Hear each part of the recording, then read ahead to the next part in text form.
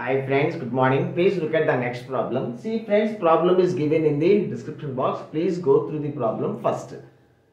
Friends, say the total sum. Say the total sum 1. Here Rajesh lost 1 by 3 in the first round.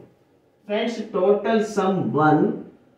He lost 1 by 3 in the first round. So the remaining part is 1 minus 1 by 3, 2 by 3. This is the remaining part after first round.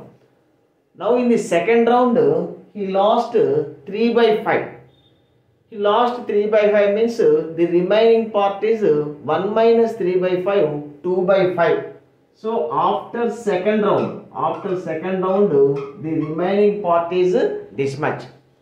And the third round, he lost 4 by 7. So after third round, the remaining part is 1 minus 4 by 7, 3 by 7. Friends, always you have to subtract from 1. Now this is the remaining part. After the 3 rounds. 2 into 2, 4. 3 gets cancelled. 4 by 35. 4 by 35 is the remaining part after the 3 rounds. Thank you.